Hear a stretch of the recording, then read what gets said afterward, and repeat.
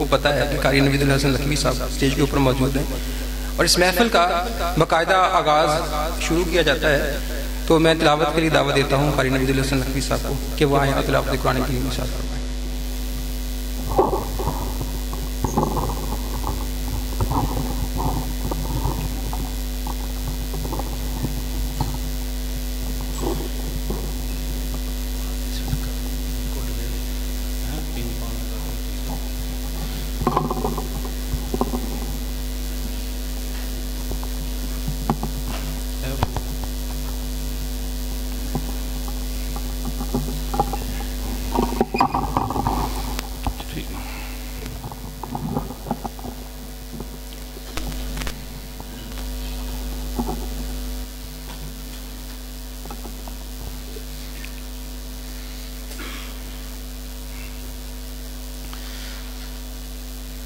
अब्दुल्ला साहब लाइट रह नहीं दियो सुकून है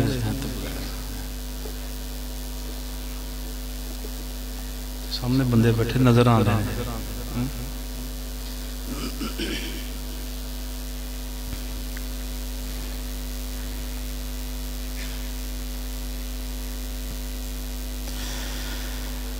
अऊज़ु बिल्लाहि मिनश शैतानिर रजीम।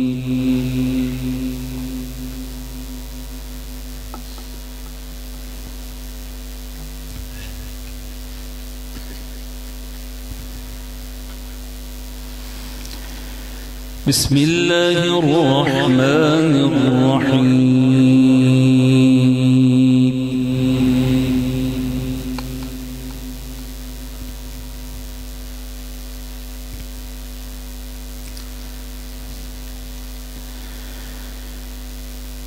ला यस्तवी अस्हाबुन नारि व अस्हाबुल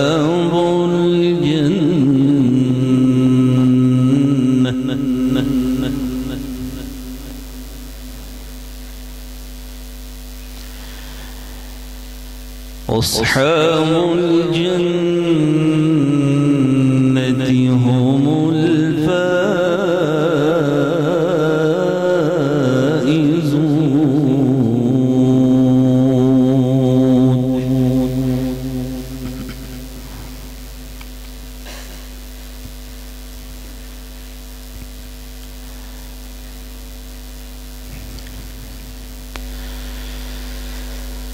لا يستوي أصحاب النار وأصحاب الجنة أصحاب الجنة هم الفائزون.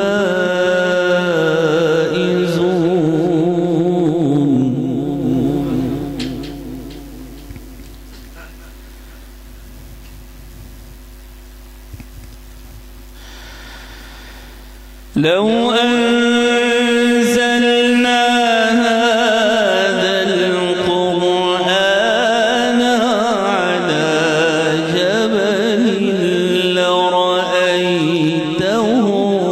خاشعا متصدعا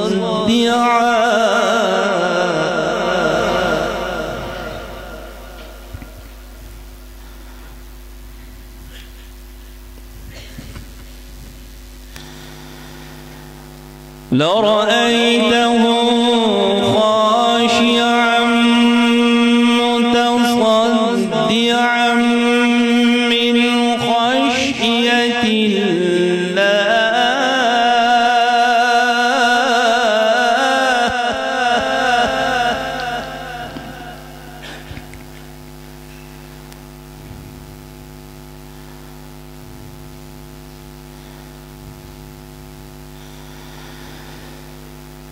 لو أنزلنا هذا القرآن على جبل لرأيته خاشعا متصدعا من خشية الله.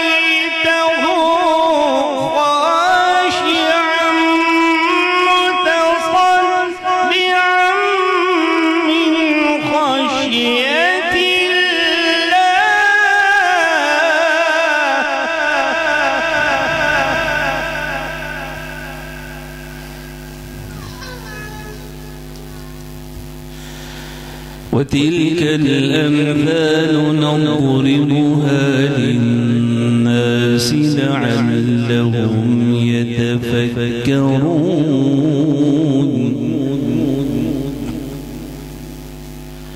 هو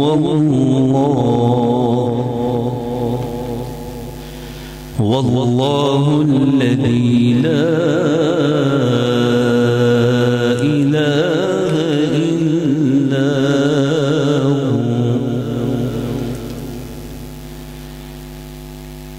عالم الغيب والشهادة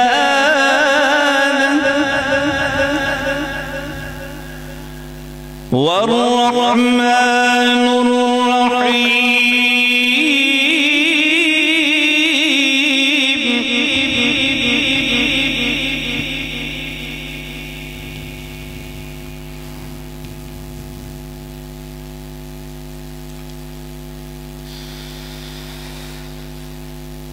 والله الذي لا إله إلا هو عالم الغيب والشهادة هو الرحمن الرحيم.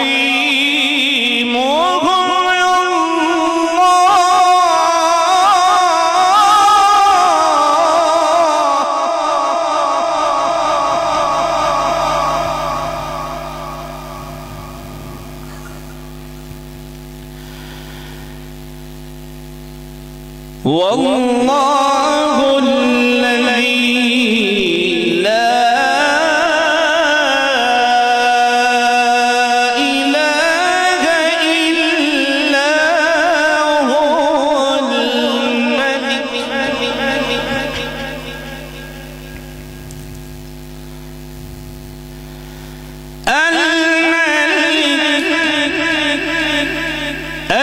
القدوس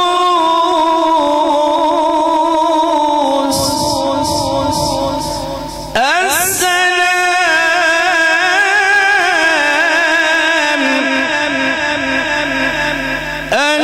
المؤمن المهيمن العزيز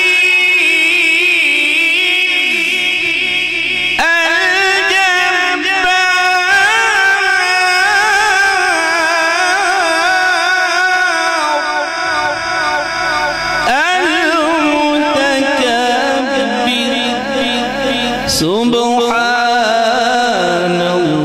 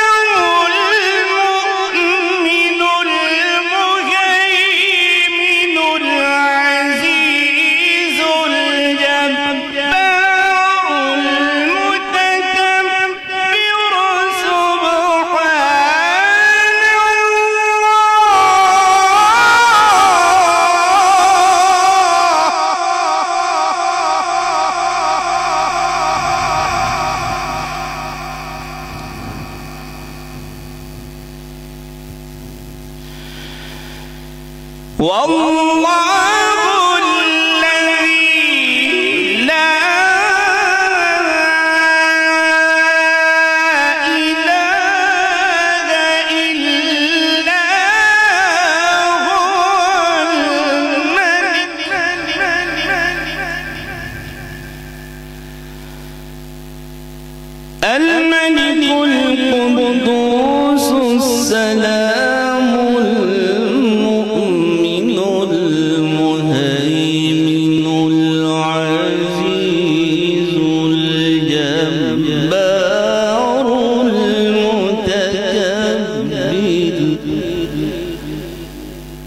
سبحان الله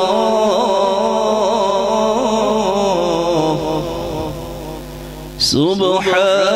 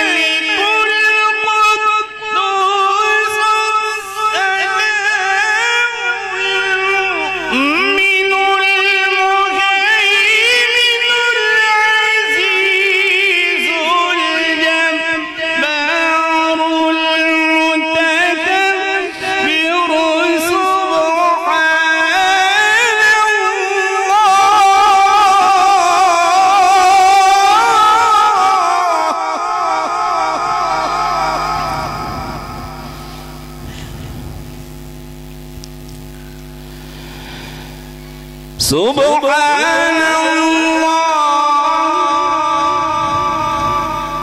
سبحان الله عما يشركون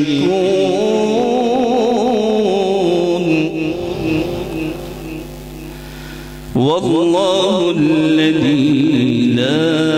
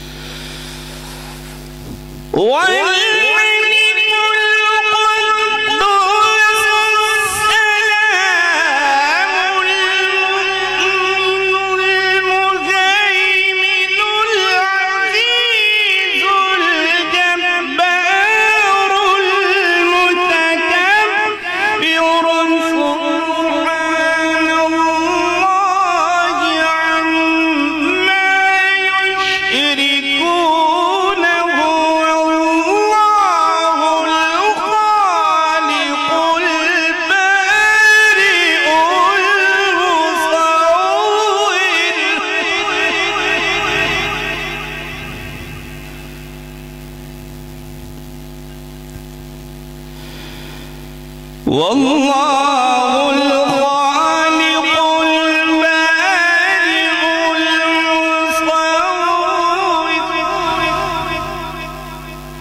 له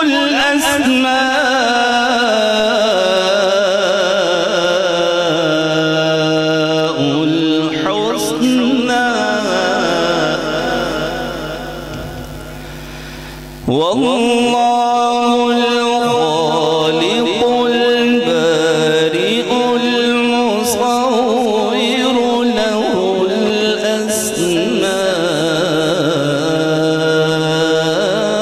الأسماء الحسنى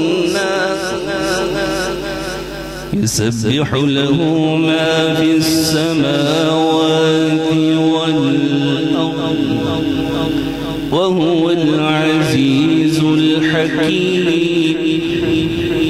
وهو العزيز الحكيم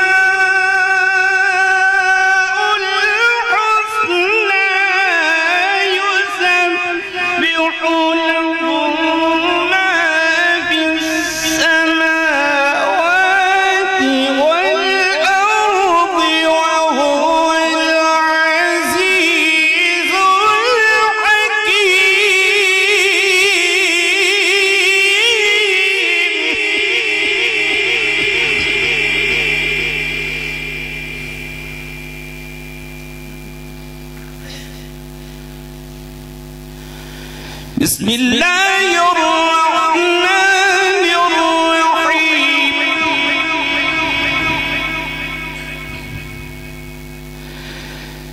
بسم الله الرحمن الرحيم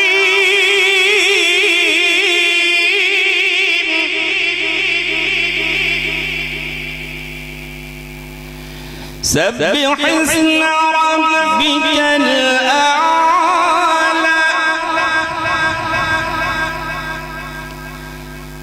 الذي خلق فسوى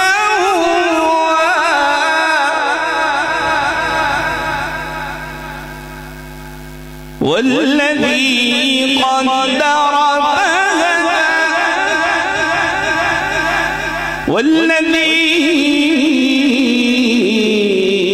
أخرج المرعى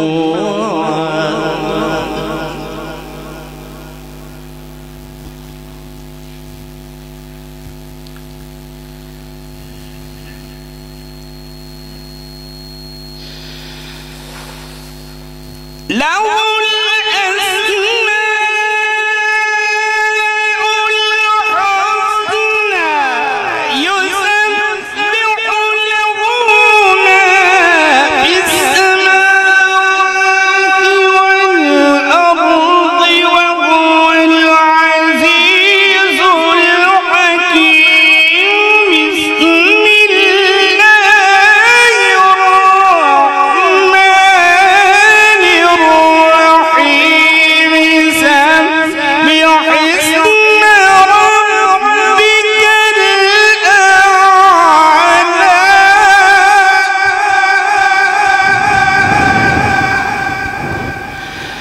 الذي خلق فسوى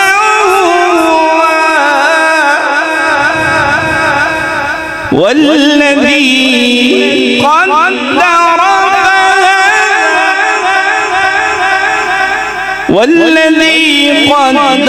فهدى والذي أخرج المرعى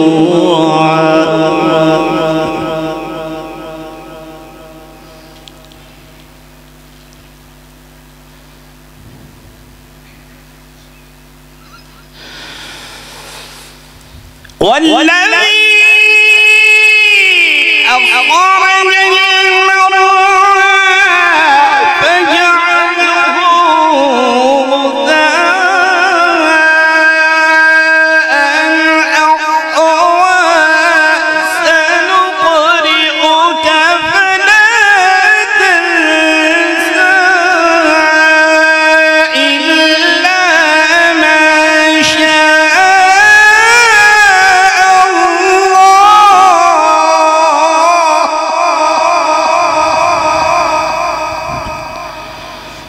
إنه يعلم الجهر وما يخفى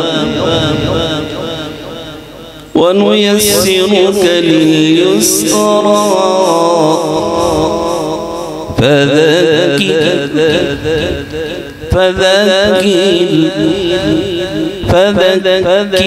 إن نفعت الذكرى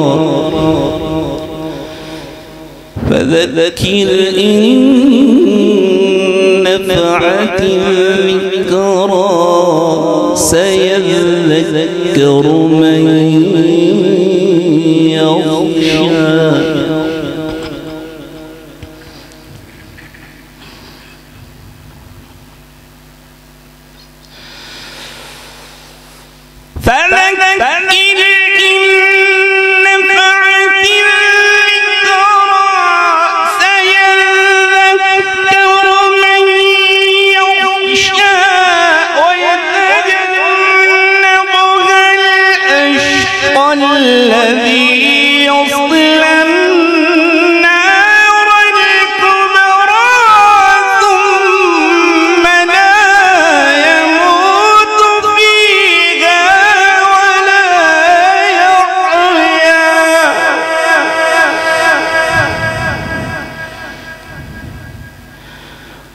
قد أفلح من تزكى وذكر اسم ربه فصلى بل تؤثرون الحياة الدنيا والآخرة خير وأبقى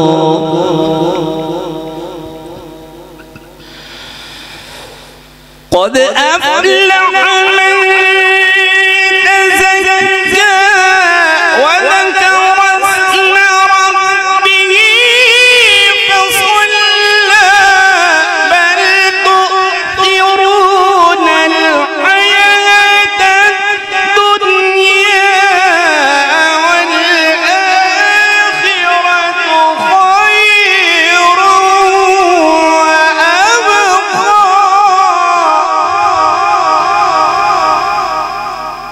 بل تؤثرون الحياة الدنيا والآخرة خير وأبقى إن هذا لفي الصحف الأولى صحف إبراهيم وموسى بسم الله الرحمن الرحيم إذا جاء نصر الله والفتح ورأيت الناس يدخلون في دين الله أفواجا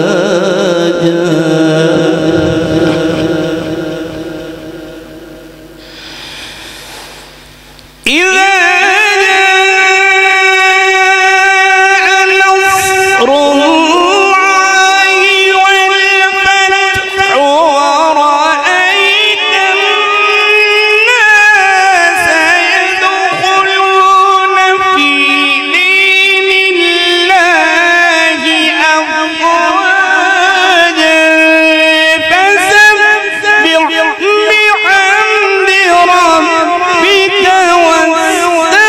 واستغفره إنه كان توابا صدق الله العظيم।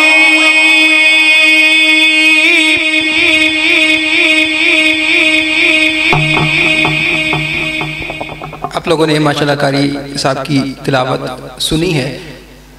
यहाँ पे बैठे लोगों में से अक्सर लोग ऐसे होंगे, अक्सर क्या सारी होंगे, जो कारी साहब से ज़्यादा अच्छी तिलावत नहीं कर सकते। जैसे तिलावत करने का एक लेवल होता है, उसको समझने का, उसकी प्रैक्टिस का, ऐसे कुरान पाक समझने का भी एक लेवल होता है।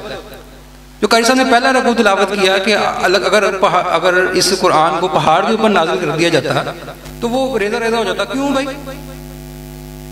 अल्लाह ताला कहते हैं कि इस कुरान में अल्लाह ताला मिसालें बयान करते हैं ताकि लोग इस पर गौर और फिक्र करें, इसको समझें। अब इंसान को, जिन्नों को अल्लाह ताला ने गुनाह करने की भी आज़ादी दी, उसके हाथ में दी है। अल्लाह ताला ने कहा इन्ना हदैनाहु सबीला इम्मा शाकिरिन व इम्मा कफूरा। इंसान को अल्लाह ताला ने दोनों रास्ते दे दिए, उसके हाथ के अंदर है कि वो, उसकी चॉइस के अंदर है कि वो कौन सा रास्ता चूज करता है। अगर वो अपनी मैनेजमेंट के अंदर, अपनी डेली रूटीन के अंदर कुरान पाक के